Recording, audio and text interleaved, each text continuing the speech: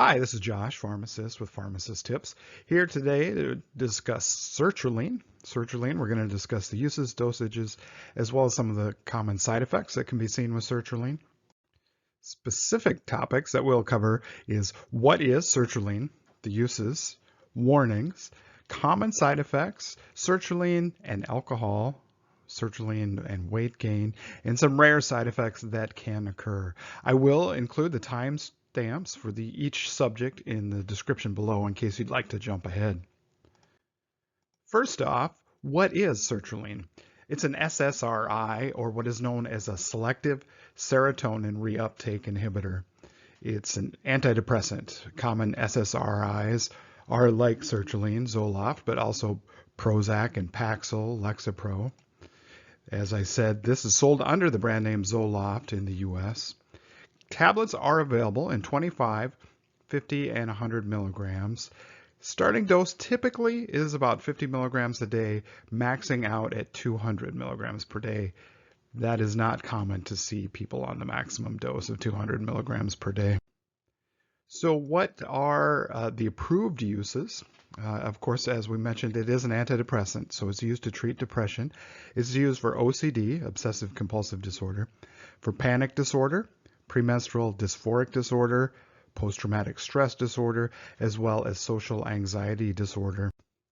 There are some off-label uses, meaning it wasn't approved for that initially, but over time we have found it to be useful in some situations for these indications that include binge eating disorder, body dysmorphic disorder, bulimia, anxiety, as well as premature ejaculation.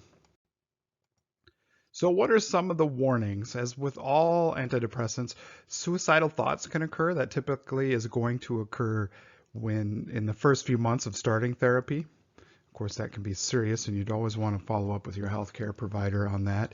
Potential to increase risk of fracture. Serotonin syndrome can occur with these. Glaucoma, mania or hypomania can occur. Seizures. Of course, we can get withdrawal symptoms. Bleeding risk. Bleeding risk is something to keep in mind, especially if we want to use over-the-counter anti-inflammatories, the popular ones such as ibuprofen, naproxen. Taking those together with sertraline can increase the risk of bleeding, so something we would want to talk to our healthcare provider about before we use those together. Sexual dysfunction can occur, and as well as there's drug interactions like we just mentioned, so it is always best to talk to your doctor or pharmacist before you take something else while you're taking sertraline. What about some of the most common side effects that we can see? Typically, the most common reported that can occur in 2 out of 10 people or 1 in 5, insomnia, difficulty sleeping. And oftentimes these side effects can improve simply because you're experiencing them initially doesn't mean that you'll continue to experience them as you're continue to take the medication. So something you'd want to chat to your healthcare provider about, and they can determine whether it's worth continuing, if the dose needs to be adjusted, or if we need to try a different medication altogether. Dizziness and fatigue can occur, drowsiness, nausea, diarrhea, dry mouth can occur. What about alcohol? It is not recommended. It is best to avoid it. It increases the risk of side effects as well as adverse reactions. We also know that alcohol does reduce the quality of sleep. And for good mental health, good quality sleep seems to be very critical. So it is best to avoid alcohol if at all possible while taking sertraline and while working on improving our mood altogether. It certainly would be worth foregoing the alcohol, at least for a while, till we can get our symptoms back to where we'd like to be. And alcohol and sertraline, it increases the risk of impairment that the alcohol, one drink may affect you more than it would have before you started taking sertraline.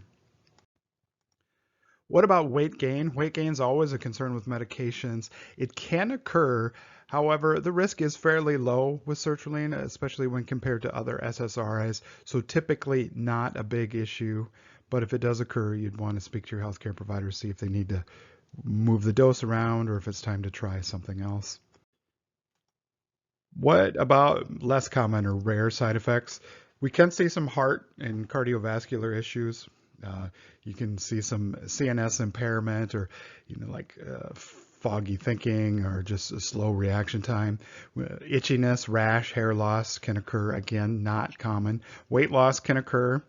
It's not common. So stomach issues, loss of appetite, as well as other rare side effects can occur. Thank you for watching, but I want to remind you, as with all my videos, this video is for informational purposes only and is not intended as a substitute for the consultation, diagnosis, and/or medical treatment of a qualified physician or healthcare provider. And thanks again for watching. Please like this video and subscribe to my channel.